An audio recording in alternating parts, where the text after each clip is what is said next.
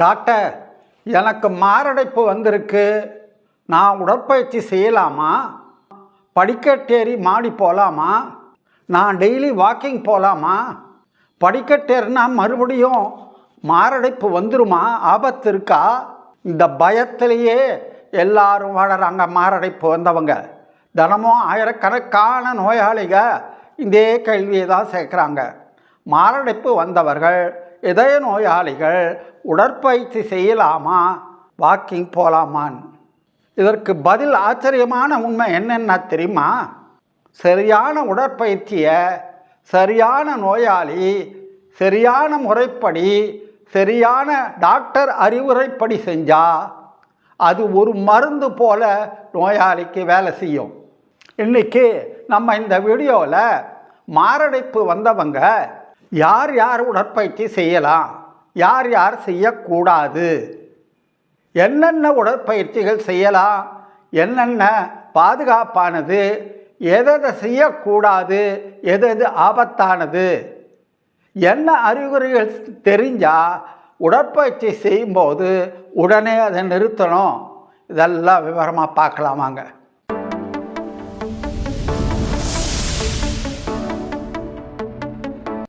நிறைய பேர் இதை மாதிரி ஹார்ட் அட்டாக் வந்தவங்க தங்கள் வீட்டு சேரையே ஒரு ஐசியூ பெட்டாக கருதுகிறாங்க, அதுலேயே தவங்கடக்கிறாங்க.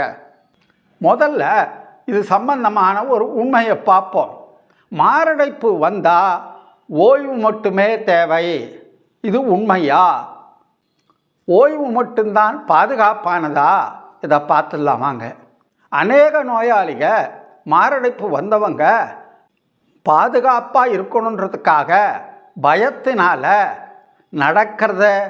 பயந்து நடக்கிறதில்லை, எந்த உடற்பயிற்சியும் செய்யறதில்லை. வீட்டிலையே இருக்கிறது தான் பாதுகாப்பு அப்படின்னு வீட்டிலையே முடங்கி கிடக்கிறாங்க.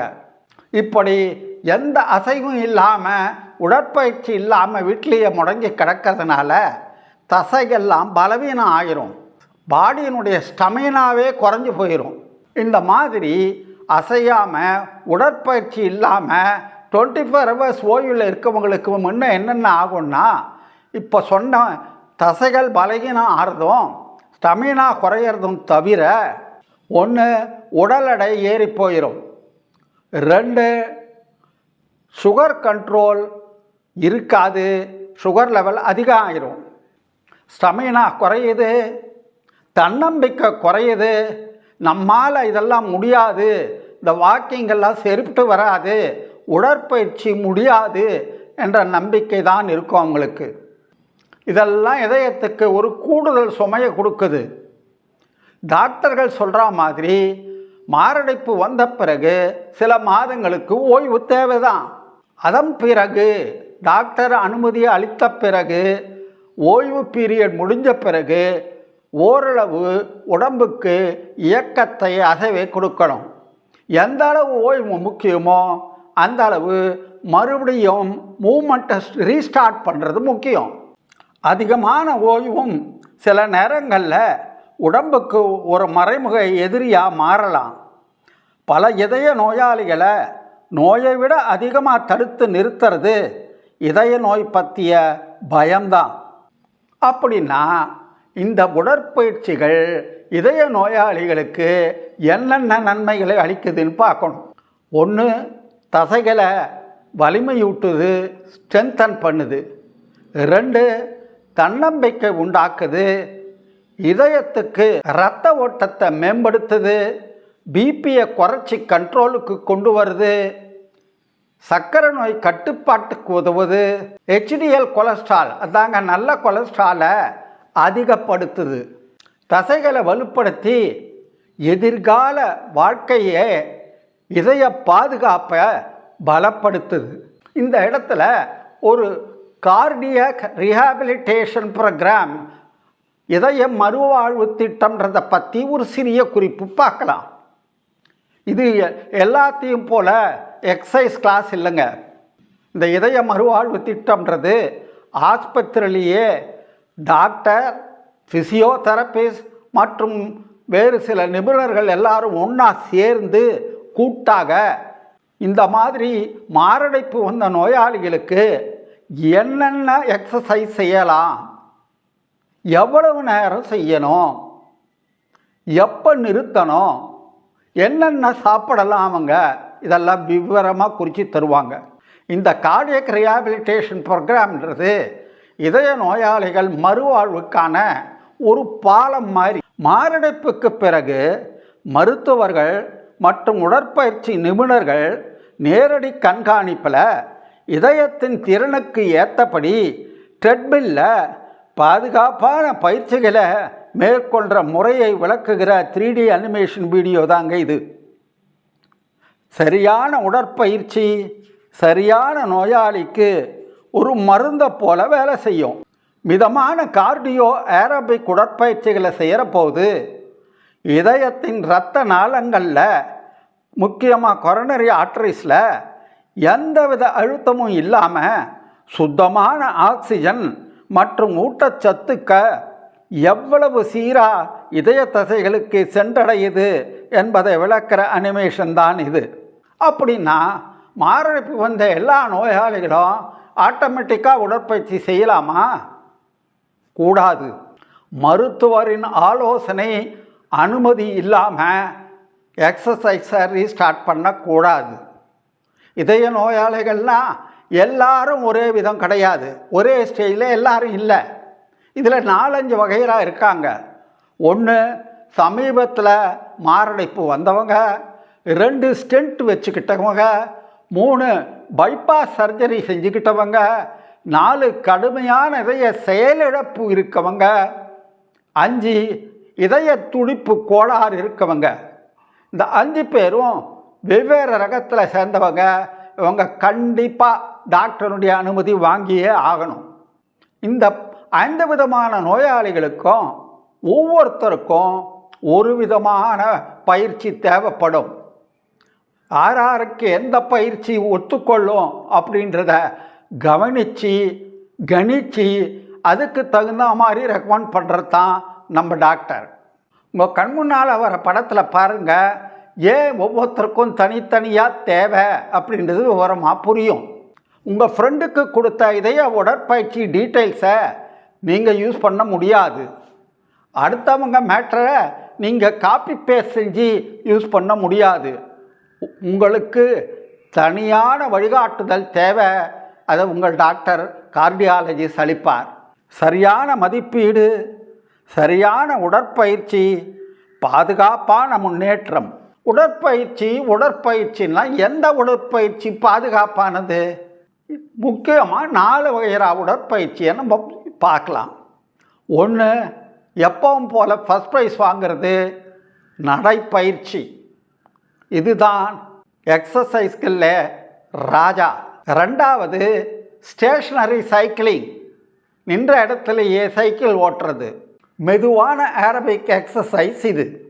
3வது சேர் எக்ஸசைசஸ். ரொம்ப பலவீனமானவங்களுக்கு சேரில் உட்கார்ந்தபடியே காலை நீட்டுறது, குதிகாலை உயர்த்துறது, கைகளை அசைக்கிறது, இதெல்லாம் செய்யலாம். 4வதா ஜென்டில் ஸ்ட்ரெச்சிங், மெதுவான தசைகளை நீட்டுறது. இது ஒரு நெகிழ்வுத்தன்மையை அதிகரிக்கிறதுக்கு உதவும். வாக்கிங்கை பற்றி கொஞ்சம் டீட்டெயில் பார்க்கலாம்.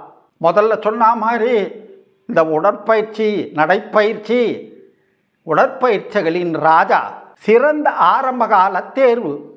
படிப்படியாக இந்த எக்ஸசைஸுகளை நடைப்பயிற்சியெல்லாம் ஆரம்பித்து அதிகப்படுத்தணும்.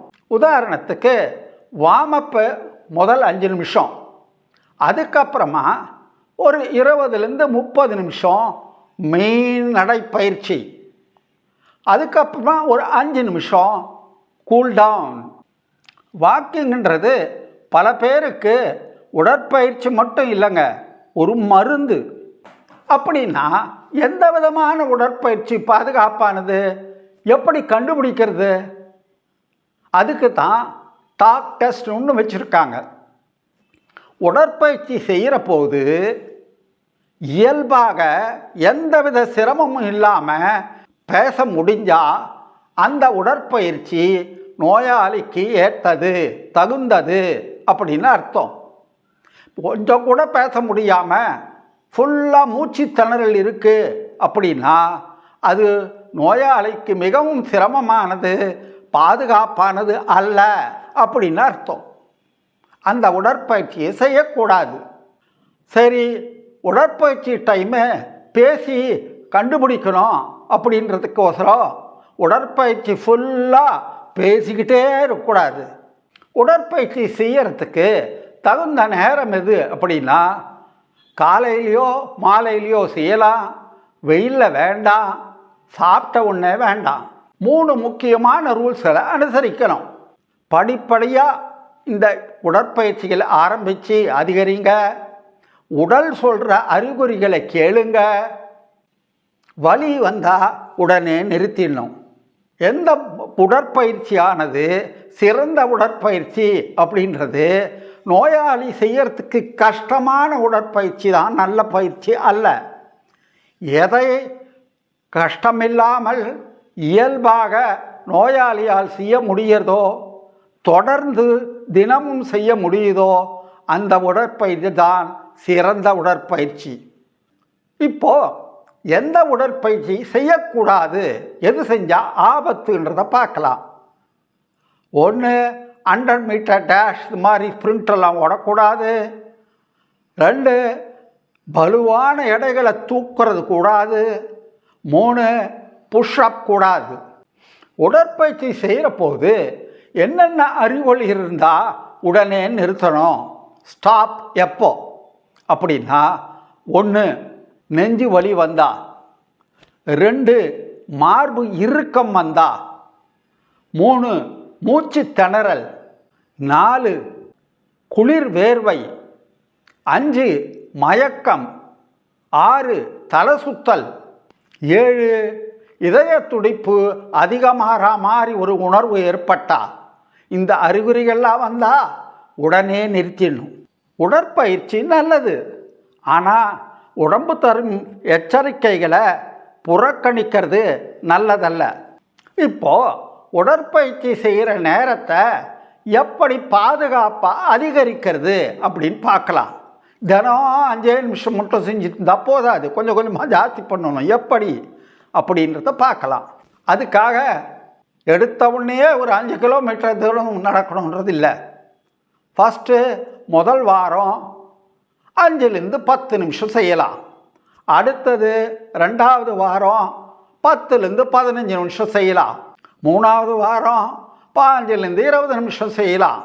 4வது வாரம் 20லேருந்து 30 நிமிஷமாக அதிகப்படுத்தலாம். இந்த மாதிரி படிப்படியாக அதிகரிக்கணும். இந்த உடற்பயிற்சியெல்லாம் உங்கள் உடம்பை மட்டும் இல்லைங்க, மனசையும் குணப்படுத்துது. இந்த உடற்பயிற்சியெல்லாம் தன்னம்பிக்கையை மீட்டெடுக்குது. Confidence returns.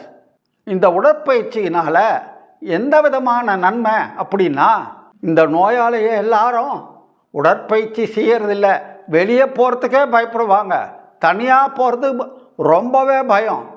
இதெல்லாம் போய் ஒரு தன்னம்பிக்கை திரும்பி வரும், பயம் போகும், உடல் வலிமை திரும்பி வரும், மூச்சு திணறல் சக்தி அதிகரிக்கும், வாழ்க்கை மீண்டும் இயல்பாக மாறும். பாதுகாப்பான உடற்பயிற்சி செய்கிறதுன்னா அந்த நேரத்தில் பக்கத்துலேயே ஒரு செக்லிஸ்ட் இருக்கணும். இது ஐட்டங்கள் என்னென்ன சொல்கிறோனோ அதெல்லாம் அதில் இருக்கான்னு பார்த்து டிக் அடித்து ஆரம்பிக்கணும்.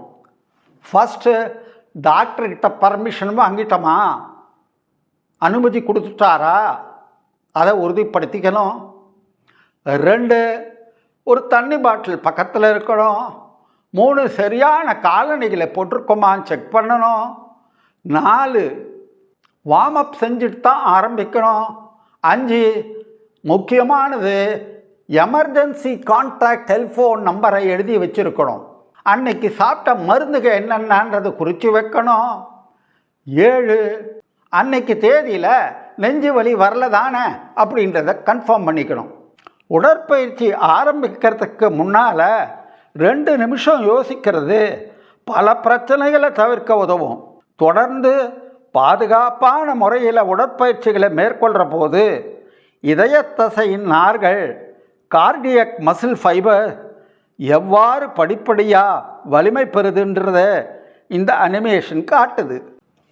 மாரடைப்பு வந்த உடனே எல்லாரும் தானே உடற்பயிற்சி செய்ய ஆரம்பிக்கணுன்றது கிடையாது.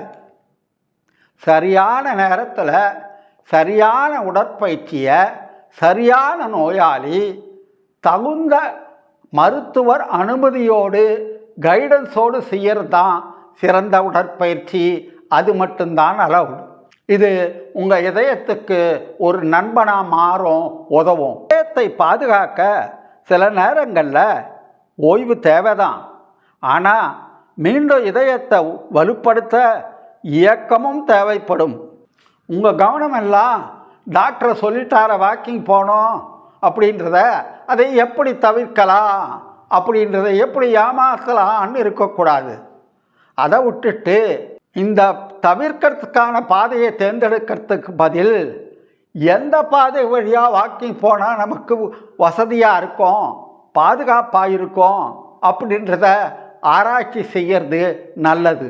உங்கள் குடும்பத்தில் யாராவது மாரடைப்பு வந்தவங்க இருந்தால், இதய நோயாளிகள் இருந்தால் இந்த வீடியோவை அவங்களுக்கு ஷேர் பண்ணுங்க. ஆரோக்கியமான இதயம், நம்பிக்கையான வாழ்க்கை.